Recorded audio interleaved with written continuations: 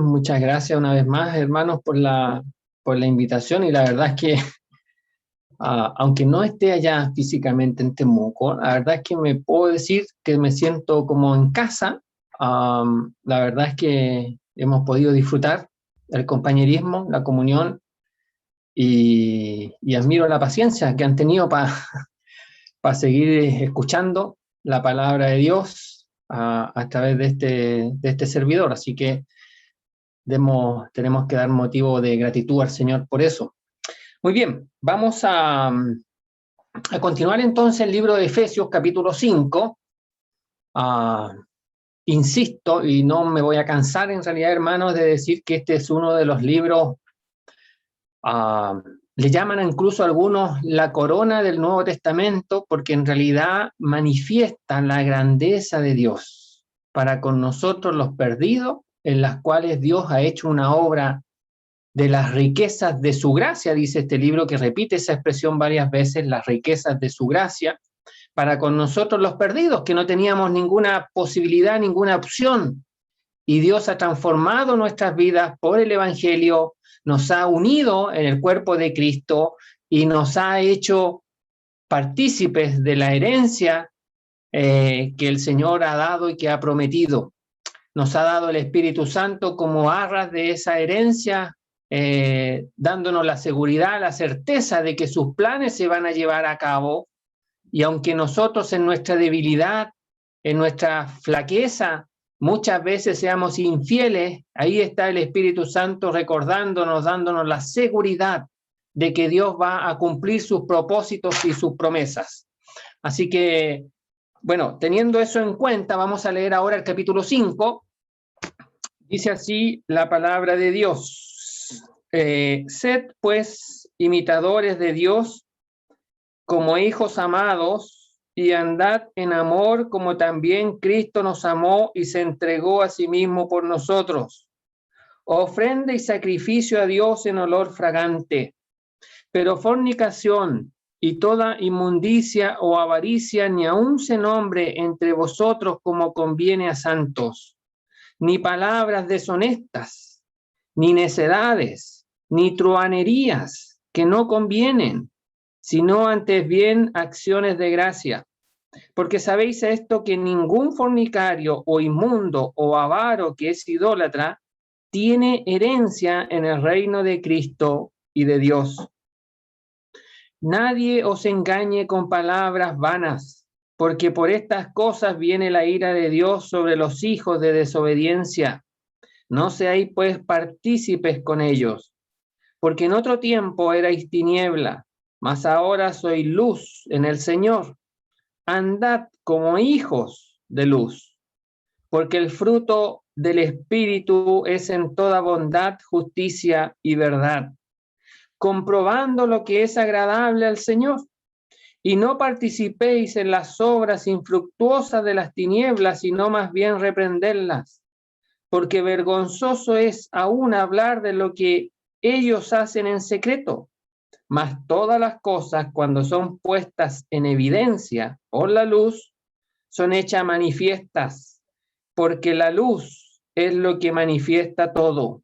Por lo cual dice: despiértate tú que duermes, y levántate de los muertos, y te alumbrará Cristo.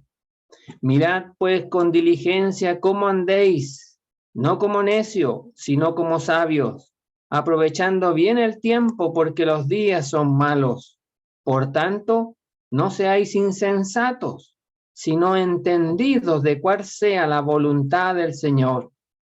No os embriaguéis con vino, en lo cual hay disolución, antes bien sed llenos del Espíritu, hablando entre vosotros con salmos, con himnos y cánticos espirituales, cantando y alabando al Señor en vuestros corazones, dando siempre gracias por todo al Dios y Padre en el nombre de nuestro Señor Jesucristo.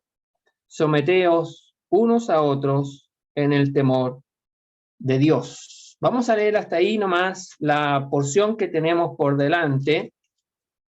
Y como ya es costumbre del apóstol Pablo, este capítulo 5 otra vez lo divide en dos partes, aunque están bastante ligadas una a la otra, porque en esta sección que estamos, hemos dicho ya desde el capítulo 4 en adelante, estamos en una sección de la práctica de la vida cristiana, fundada en los primeros 3 capítulos que el apóstol Pablo ha desarrollado y que nos ha dejado majestuosamente ahí escrito en esta palabra, que es la palabra de Dios, donde ha dicho que el creyente ha sido fortalecido con poder en el hombre interior y que ha sido capacitado para que pueda conocer, para que pueda saber y que pueda experimentar las cosas que Dios nos ha dado. Por lo tanto, es responsabilidad de cada uno de nosotros poder tener experiencias en nuestra vida cristiana de las cosas que Dios nos ha concedido. Tanto es así que más adelante, en el capítulo 6, Dios mediante, cuando lleguemos allá, nos va a decir a nosotros que tenemos que colocarnos toda la armadura de Dios.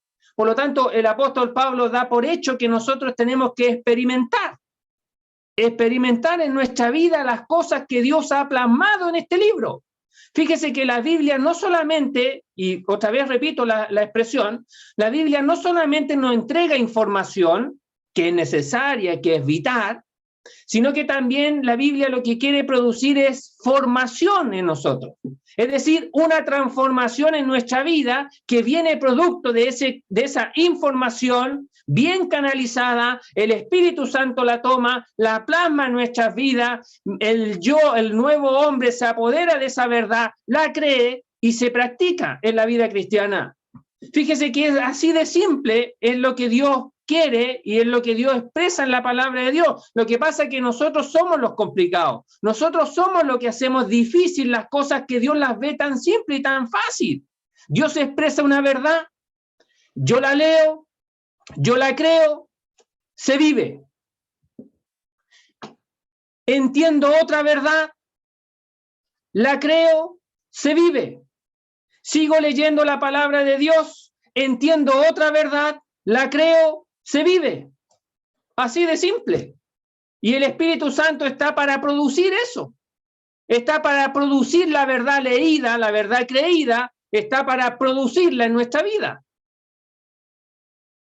Por lo tanto, nosotros tenemos que dejar de poner peros en nuestra vida a las cosas de Dios.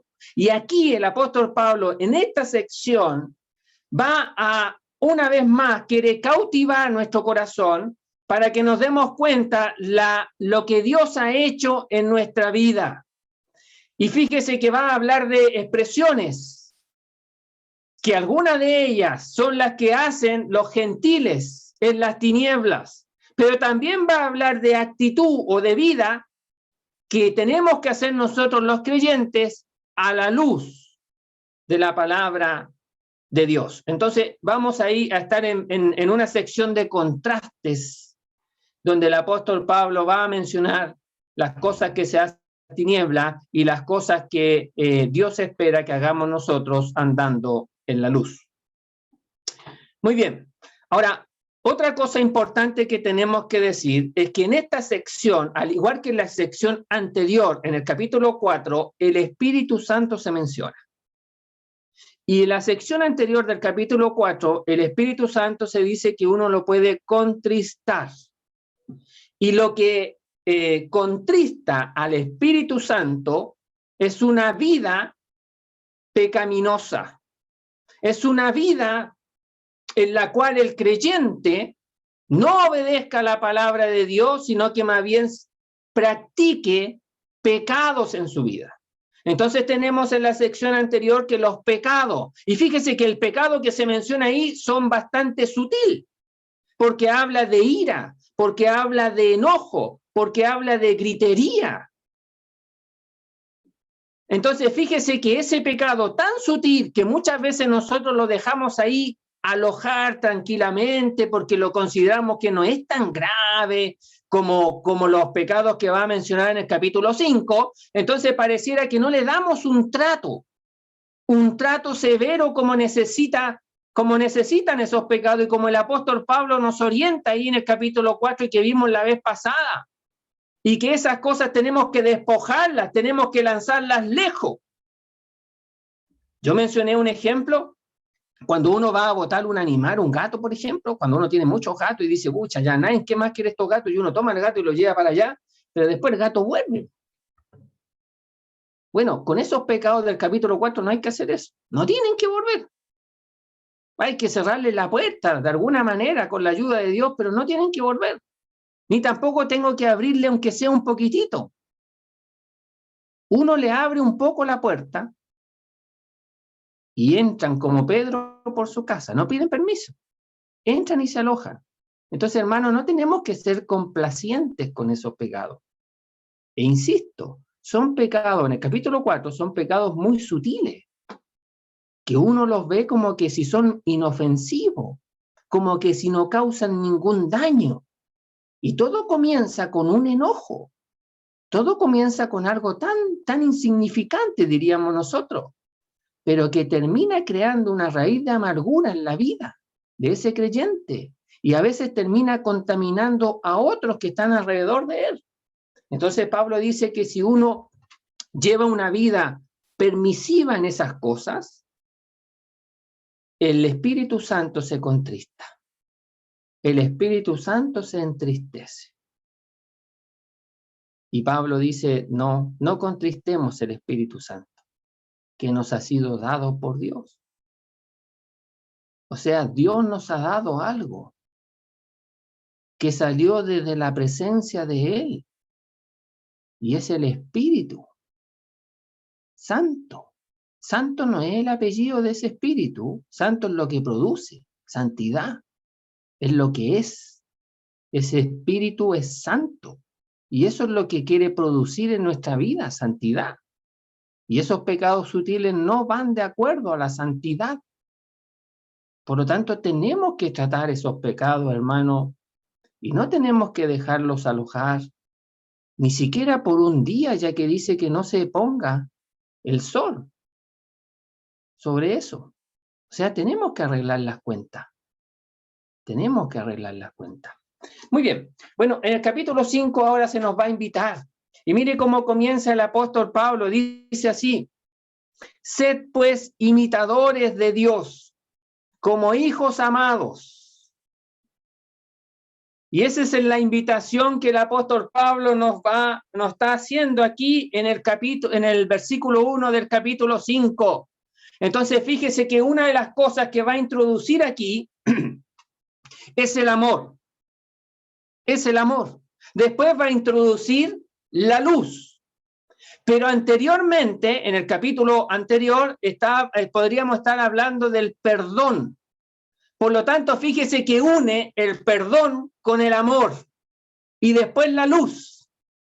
Entonces, fíjese que yo para amar tengo que perdonar. Y para perdonar tengo que amar. Van estas dos cosas muy unidas. Son, como dijéramos, primo hermano. Van de la mano las dos. Yo no puedo tener una sin la otra. Si yo perdono es porque amo, y si yo amo, perdono.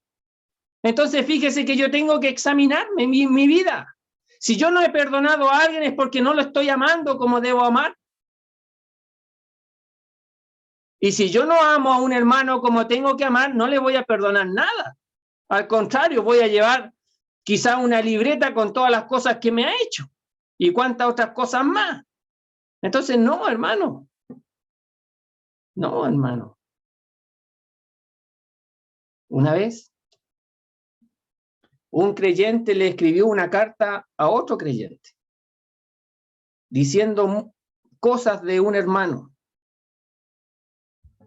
y le estaba pidiendo consejo de qué hacer. Pero fíjese que le escribió una carta como de 7 hojas. Completó 7 hojas de cosas en contra de ese hermano.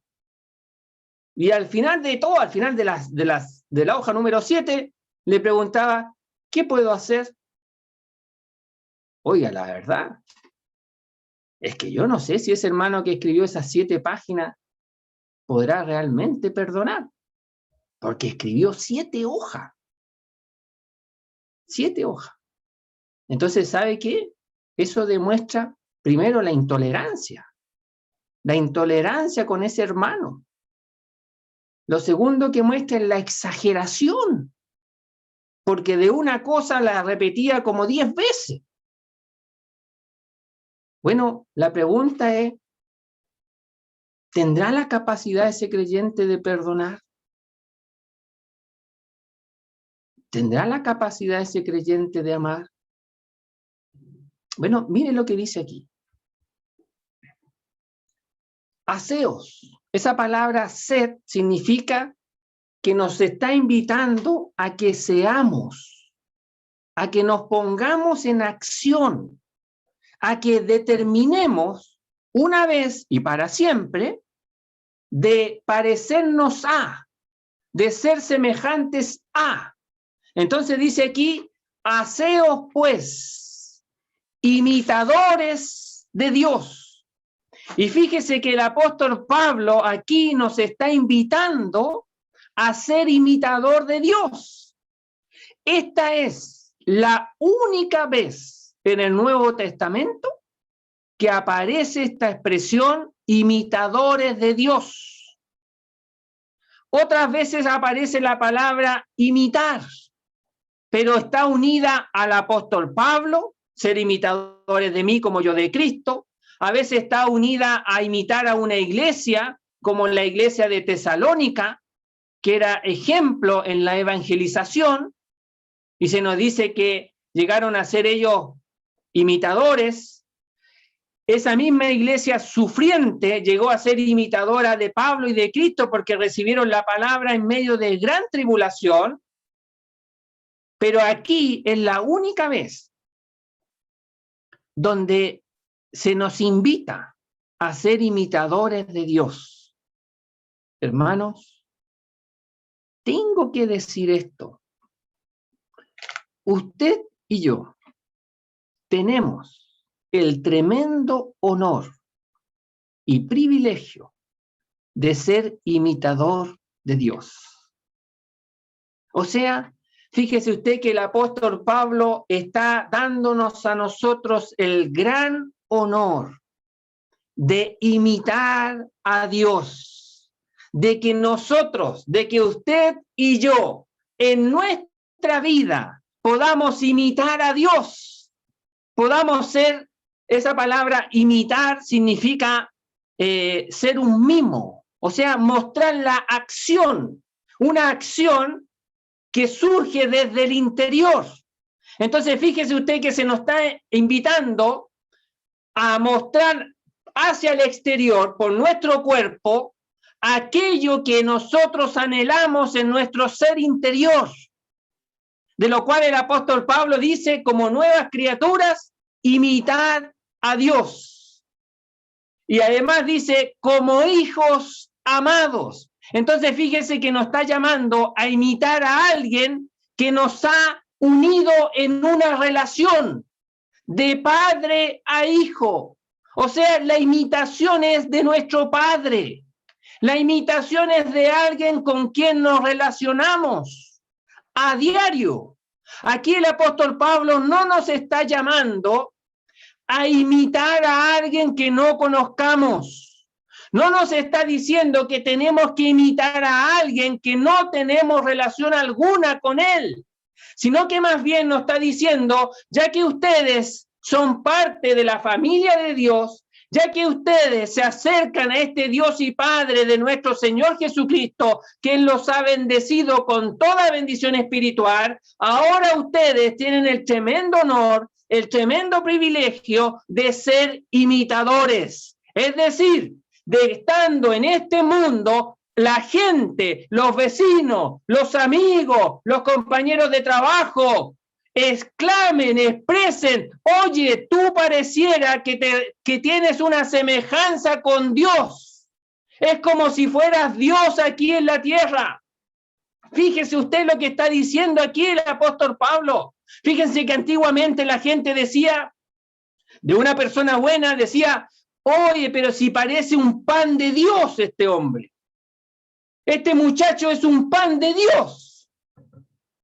Algunos expresan en la actualidad, pareciera que tú fueras un ángel caído del cielo.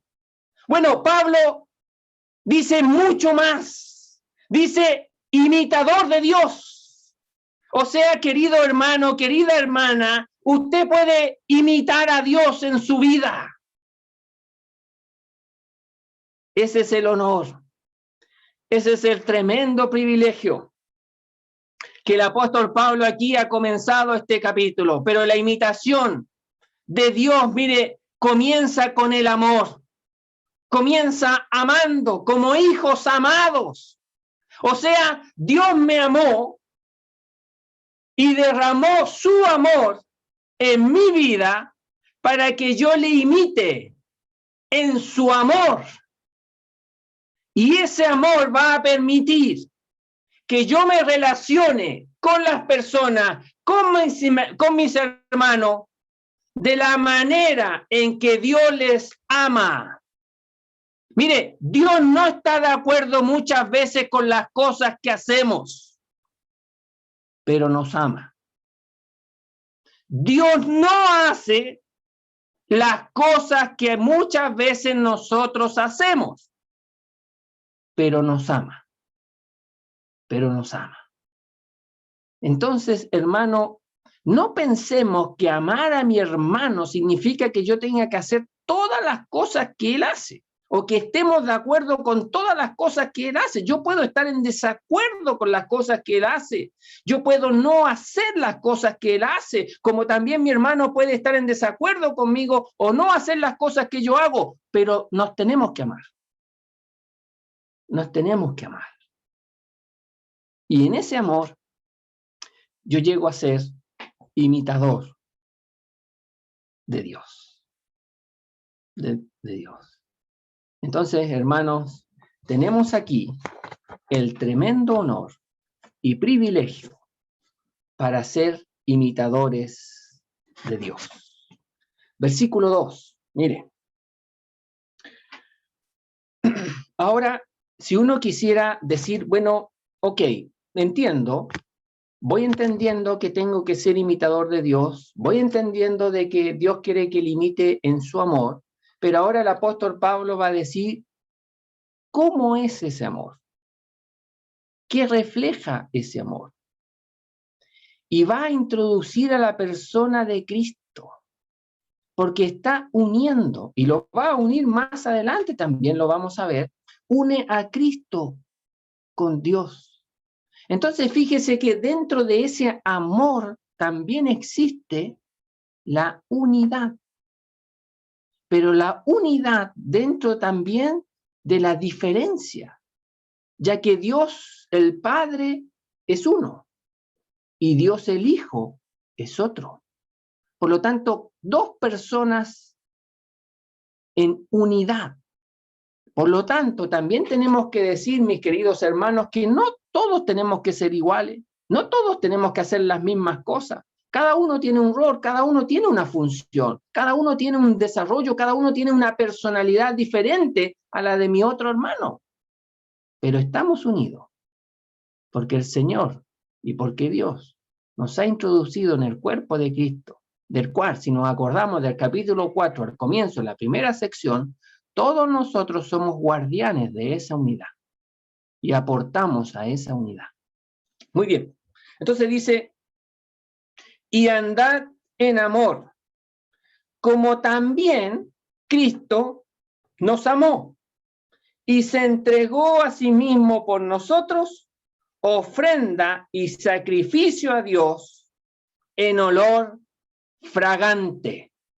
Fíjese que aquí el apóstol Pablo da imperativos. Vamos a ver muchas veces imperativos que el apóstol Pablo da. Eso significa que en el fondo está exhortando, no está dando un consejo, no está diciendo, miren hermanos, en realidad yo voy a decir esto, pero lo dejo a su consideración.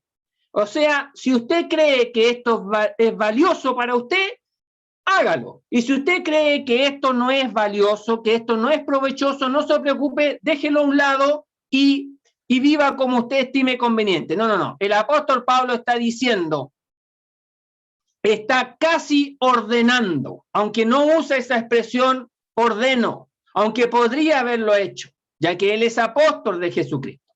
Pero en realidad él aquí está exhortando, es decir, está apelando a nuestra conciencia para que nuestra conciencia tome estas palabras, las considere y las haga suya en su vida cristiana. Por eso comienza y dice, y andad. Y hemos dicho que cada vez que aparece esta palabra andar o andéis, se refiere a la vida vivida, a la vida práctica. Por lo tanto, aquí lo que está diciendo el apóstol Pablo es que nuestra vida, tenemos que darnos cuenta que nuestra vida se vive delante de Dios. Cada creyente, cada hombre y mujer salvada por la fe en Cristo, Dios le ha rescatado, lo ha librado del reino de las tinieblas y lo ha llevado a vivir al lado de Él, delante de Él. Por lo tanto, nuestra vida salvada cristiana es una vida vivida delante de Dios. No tengo que olvidarme de eso nunca, que yo vivo las 24 horas del día, los 7 días de la semana, los 365 días del año, los vivo delante de Dios. Haya algún hermano al lado mío, esté quien esté al lado mío, mi familia, mis compañeros de trabajo, etcétera, siempre está Dios al lado mío. Entonces aquí el apóstol Pablo me está diciendo, y vuestra vida se vive en amor. Esa expresión en enfatiza el ambiente, la atmósfera, el lugar en el cual el creyente vive. Mire, no dice que andemos con amor. Andar con amor significaría que estoy yo aquí andando y al lado mío está el amor. Eso significa andar con, es que yo ando con alguien. Bueno, aquí no dice eso. Aquí está diciendo que yo tengo que andar en amor. Es decir, el terreno que yo piso, el ambiente que yo respiro, el lugar, el terreno, el ambiente donde Dios me ha colocado ha sido un ambiente de amor.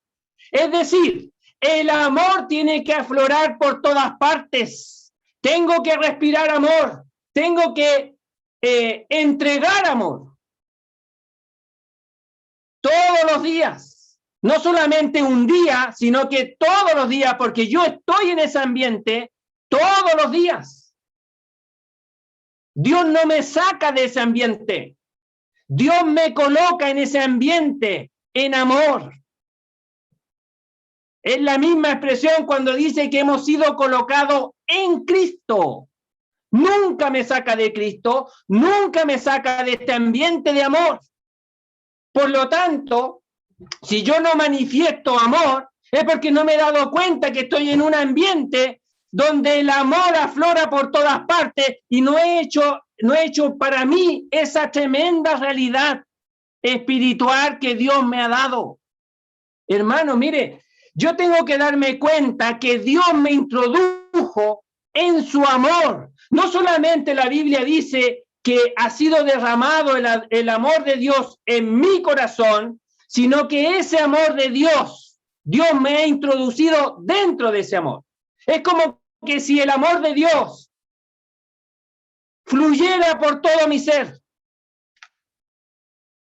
Y por lo tanto, como fluye por todo mi ser, yo ando manifestando eso que ha llenado mi vida.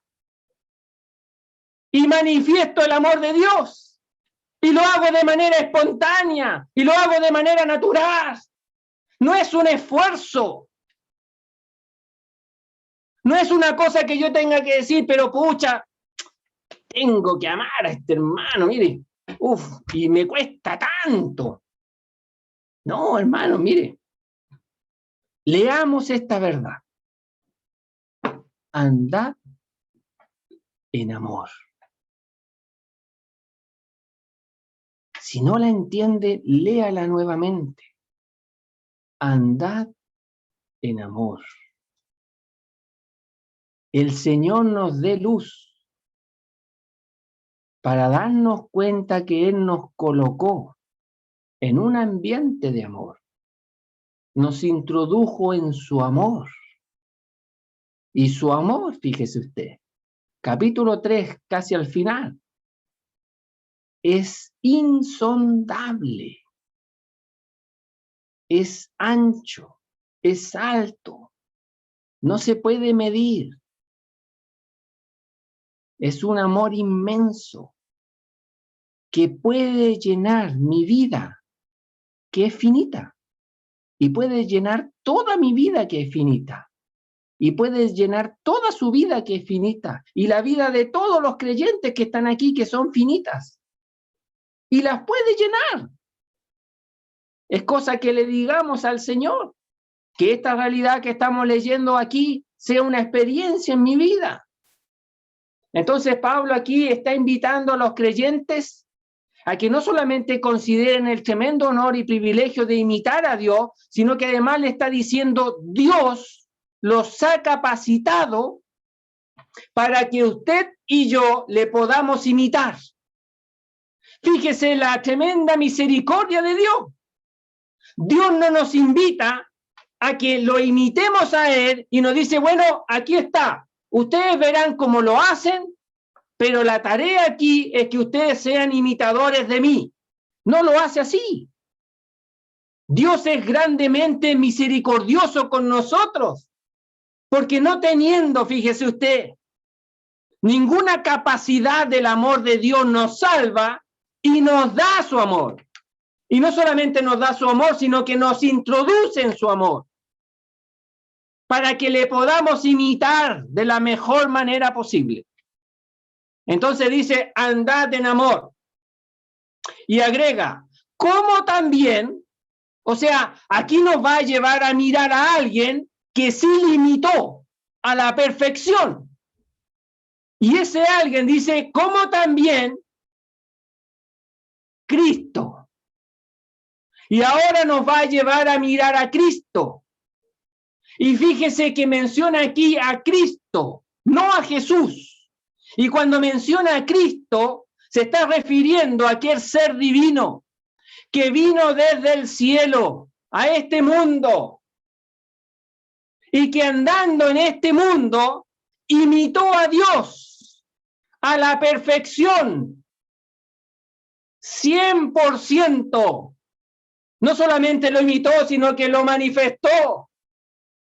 Pero aquí por lo menos lo que está hablando o lo que nos está dando a entender es la imitación, que él imitó a Dios externamente porque internamente también era Dios. Pero mire cómo lo hizo. Y dice, como también Cristo nos amó. Esa expresión nos amó, Pablo se está incluyendo en que ha recibido también el amor de Dios y el amor de Cristo, que es el mismo amor. Pero también, fíjese usted, está diciendo que Cristo quiso imitar a Dios y revelar esa imitación de Dios en este mundo porque Él decidió amarnos.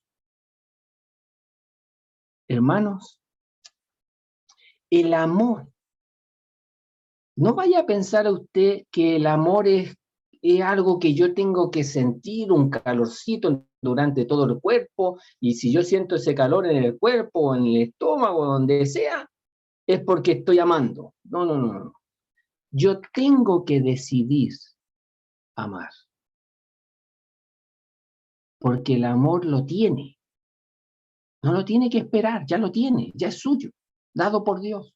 Y no solamente el amor de Dios dado, sino que Dios lo saca de donde lo sacó y lo colocó en el amor suyo.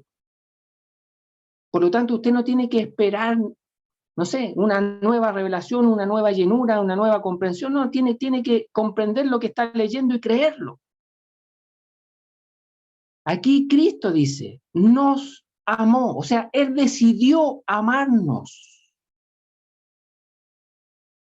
Yo tengo que decidir amar a mis hermanos, a todos.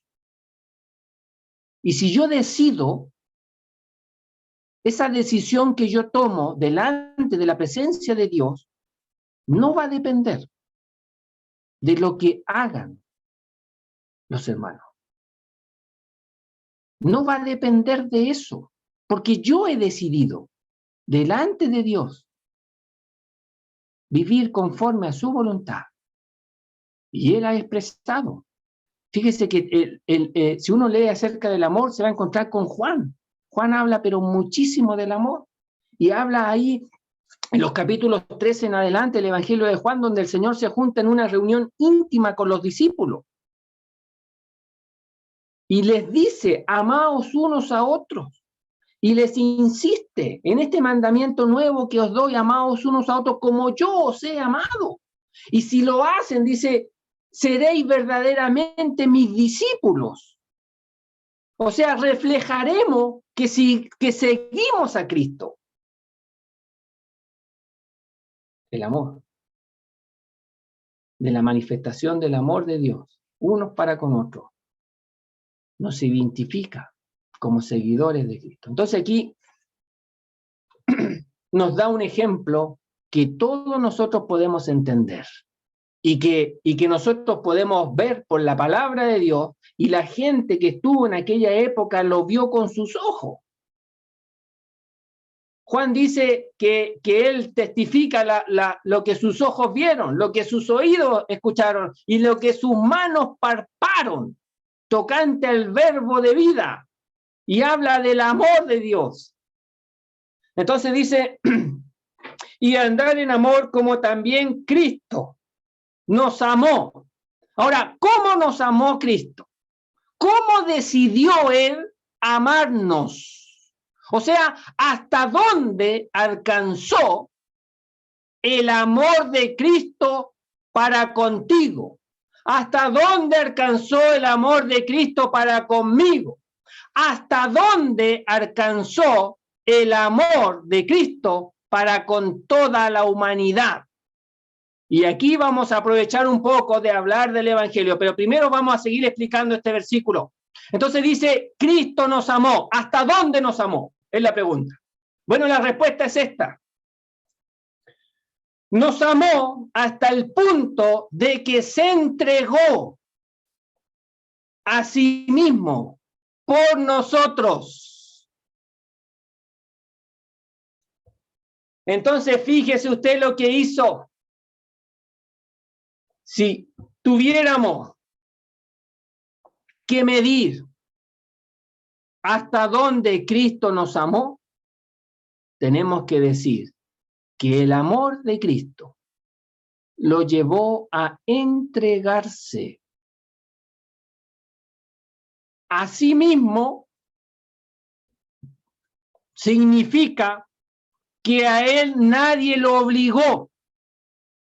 Significa que Él no lo hizo, y de una manera muy simple para explicarlo, en el lenguaje que usamos aquí, no hizo las cosas con los dientes apretados. Lo hizo voluntariamente, naturalmente. Estaba decidido a hacerlo. Entonces, fíjese que dice, y se entregó determinadamente, desinteresadamente. Fíjese que esa expresión se entregó significa que él no se miró a sí mismo. Significa que él no se consideró a sí mismo, y la Biblia expresa, el mismo apóstol Pablo, como semejante a Dios, como cosa que aferrarse. Haber dicho, no, mire, en realidad yo soy Dios el Hijo, entonces yo no puedo estar haciendo esto. ¿Cómo me voy a entregar por mis criaturas si yo a ellos los creé, los formé, los hice? Entonces, ¿cómo yo, por creador, Me voy a hacer semejante a ellos y me voy a humillar delante de ellos. Fíjese que Cristo no tomó eso, no consideró eso. Querido amigo, queremos también decirte que Jesucristo se entregó también por ti, se humilló por ti y descendió a este mundo por ti. Sí, también por ti. No solamente por los creyentes que hemos creído en Cristo, sino también por ti. También por ti Cristo descendió a este mundo. Porque quiere salvarte. Se entregó a sí mismo por nosotros. En favor de nosotros. En lugar de nosotros. En reemplazo de nosotros. Querido amigo y querido hermano, Cristo me amó y Cristo le ama, querido amigo, al punto de que ofreció o se entregó su vida entera por ti, por mí. No pensó en él, sino que pensó en ti y pensó en mí, porque me amó, porque te ama. Pero agrega más, dice, como también Cristo nos amó y se entregó a sí mismo por nosotros. Bueno, ¿de qué manera? Y aquí expresa términos que son del Antiguo Testamento, donde dice que lo hizo en ofrenda y sacrificio a Dios en olor fragante. Esa expresión ofrenda significa o habla o apunta a lo que uno trae delante de alguien. Pero no solamente es la acción de presentar delante de alguien, sino que también involucra desde el segundo en que yo pensé en qué ofrecer, es decir, pensé en algo, lo voy a ver, voy a examinar, lo más precioso, lo escojo y voy camino a llevárselo a aquel que yo se lo quiero ofrendar. Entonces, todo ese proceso involucra la palabra ofrenda. Por lo tanto, lo que queremos decir aquí es que la entrega de Jesucristo, desde el momento en que ha salido de la presencia de Dios, desde ese momento, siempre pensó en vivir, en llevarse o acudir a Dios mismo. Me explico. Cristo, desde el momento en que salió, siempre tuvo en mente vivir su vida yendo hacia Dios, enfocándose hacia Dios, porque era una ofrenda que apuntaba en toda su vida hacia aquel que iba a ser ofrecido a Dios. Todo lo que hizo estando en este mundo fue enfocado, fue mirando, fue apuntando a Dios. Así Cristo vivió, toda su vida enfocada a Dios. De esa manera Él vino como ofrenda, querido amigo. Siempre tuvo por delante que Él estaba viviendo no solamente delante de Dios, sino que se estaba encaminando cada día que pasaba. Estaba dando paso tras paso para encontrarse con Dios. de una manera, en sacrificio, en ofrenda, en una vida entregada, ofrecida a Dios. Pero agrega también, dice, ofrenda y sacrificio. Y el sacrificio nos habla de algo que se ofrece a Dios en su totalidad, entero para Dios. O sea, no solamente se encaminaba día a día hacia Dios, sino que reservó todo su ser para Dios. Y estando, fíjese usted, y estando ahí en la cruz del Calvario, él estaba llegando, si lo pudiéramos expresar así, al final de su camino de ofrenda, para ahora pasar al sacrificio, para ahora derramar toda su vida delante de Dios. Y pudo expresar que era entero para Dios, y que era de Dios, y que estaba ahí, y que no se iba a salir de ahí hasta que el sacrificio se consumara, hasta que derramara su vida entera, completa para Dios. Querido amigo, eso fue lo que hizo Jesucristo por ti y lo que hizo Jesucristo por todos nosotros. Una vida enfocada en Dios, vivida delante de Dios y para Dios, y que lo llevó desde el día número 1 a encaminarse a la presencia de Dios y a ofrecerse completamente a Dios como olor fragante, como olor grato. Su vida destilaba un olor para Dios, fragante.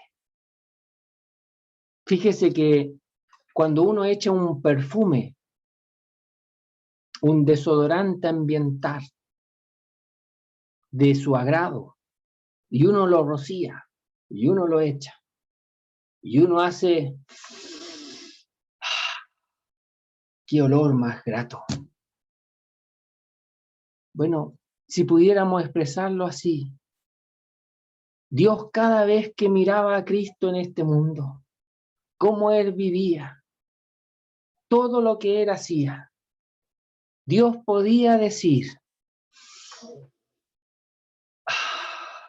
qué grato es ese olor. Es mi Hijo amado, en quien tengo complacencia. Y podía Él contemplarle todos los días. Y no se iba a cansar nunca. Pero ese Hijo amado,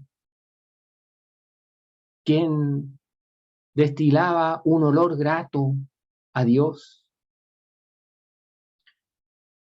llegó a la cruz. Y fueron cargados nuestros sucios pecados en el madero, estando Cristo. Fíjese que la palabra de Dios nos dice que Jehová cargó en Él el pecado de todos nosotros. Y ahora Dios tenía que tratar con su Hijo como si fuera el pecado mismo, porque había sido cargado en Él tu pecado y mi pecado. Y la ira de Dios desciende desde el cielo contra el pecado tuyo y mi pecado, pero en la persona de Jesucristo, su Hijo. Y en esas horas de tiniebla, donde todo se oscureció, donde probablemente no se podía ver absolutamente nada, Dios estaba tratando con su Hijo. Era un trato a solas, estaba tratando con tu pecado y el mío en la persona de su Hijo Jesucristo. Y lo hizo. Y cuando termina, Jesucristo el Hijo dice, consumado es. Inclinando el rostro, entrega el Espíritu al Padre y expiró. Murió. Murió por ti, amigo. Murió para que tú en esta hora, tú puedas darte cuenta del tremendo amor de Cristo, quien fue ofrenda y sacrificio por ti, para que tus pecados sean perdonados delante de Dios. Si tú creyeras esta verdad en el día de hoy, si tú creyeras en Cristo y lo recibieras como tu Salvador personal, recibirías el perdón de tus pecados, la vida eterna, pero algo más, el amor de Dios. Y Dios te colocaría en su amor. Y de esa manera, nosotros podemos imitar a Dios como Cristo lo hizo. Claro, no muriendo por los pecados de nadie, porque Cristo murió una vez y para siempre por los pecados de todos. Pero podemos vivir una vida de sacrificio y entrega por otros, porque Cristo así lo hizo. Pero para que no se malentiendan, yo no tengo que vivir de esa manera para ser salvo. Vivo de esa manera porque soy salvo, porque tengo el amor de Dios. No para ganarme el amor de Dios, sino que porque tengo el amor de Dios. No para que Dios me coloque en su amor, sino que porque Dios me ha colocado en su amor. Puedo vivir de esa manera. Entonces, hermanos nuestros, hermanos míos, y me hablo a mí mismo, aquí tengo un ejemplo. Cristo, quien vivió imitando a Dios. Y para mis queridos amigos, Cristo murió por ti, para que tú puedas ser salvo en el día de hoy si crees en Cristo. Muy bien, que el Señor bendiga su palabra y vamos a orar al Señor. Nuestro Dios, nuestro Padre, queremos darte las gracias, nuestro Dios, por tu palabra expresada en esta tarde. Nos damos cuenta, nuestro Dios, del tremendo honor y privilegio de pecadores perdidos como nosotros, pero que al contemplar la obra preciosa de Cristo, muriendo en aquel madero por nuestros pecados y creyendo en Cristo, recibiéndolo por la fe en nuestro corazón, tenemos el amor de Dios. Pero aún más que eso, tú nos has colocado en tu amor para que podamos ser imitadores tuyos como hijos amados. Tremendo honor y privilegio, nuestro Dios, en que tú quieres salvar hombres y mujeres para que podamos ser imitadores tuyos en este mundo, amando como Cristo nos amó. Padre, ayúdanos a vivir de esa manera. Y aquellos que no son creyentes, ayúdales a contemplar el amor de Cristo por ellos, para que caigan a los pies de la cruz y clamen por salvación. Te rogamos esto y te damos las gracias por todo, en el nombre precioso del Señor Jesús. Amén.